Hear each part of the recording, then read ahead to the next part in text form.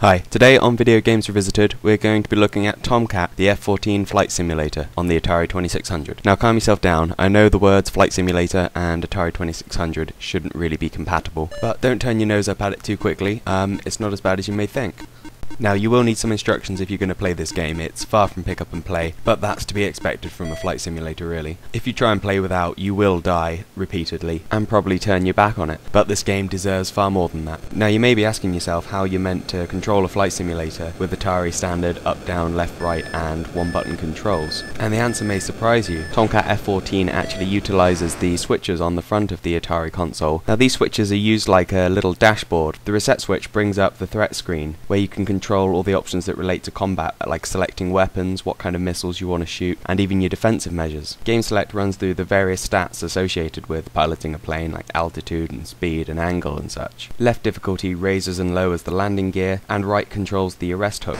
Now this is the first Atari game I found that uses the switches in this way, and I think it's really innovative and impressive that they've done this, especially going to the length of actually disabling the reset switch so that it doesn't reset the game anymore. You have to hold it down for 3 seconds in order to reset the game. And these controls also affect your experience of the game. It's amazing how effective it is to be huddled in front of the TV with your joystick and then leaning forwards to flick the switches to take the appropriate action for whatever situation you're in.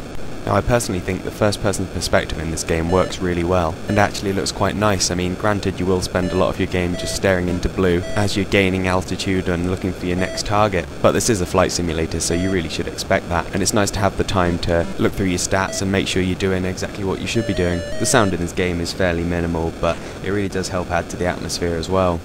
Now this is a combat flight simulator, so there are of course a nice variety of weapons to be playing with, ranging from a machine gun to long-range missiles and even heat-seeking missiles. Now the combat is a little bit tricky to pick up, but this is more due to how precise it expects you to be. But with a little bit of practice and learning how to preempt the enemy's movements, you can find yourself picking off enemies as you're flying along, and it's really satisfying to do.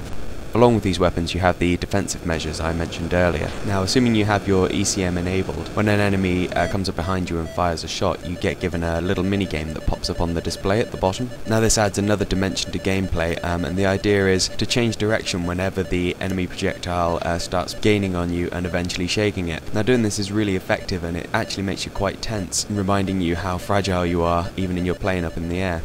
So all in all, Tomcat the F-14 flight simulator is a nice balanced game, somewhere between an arcade game and a simulator. With a little effort you can get yourself up and going in 5 minutes and know what you're doing, but obviously the more time you spend on this game, the better you will get. There are elements I haven't covered in this video. You can land and refuel your jet and you get like a evaluation and a rank depending on how good you did, but in all honesty I haven't put the time in to get to the stage where I've landed yet. But all the flight simulator people I know have got patience by the bucket load, so I'm sure it won't be a problem for them, and I hope you'll go out, check it out and hopefully enjoy it. Until next time, be sure to check out some more of our videos, and I hope to see you soon. Take care.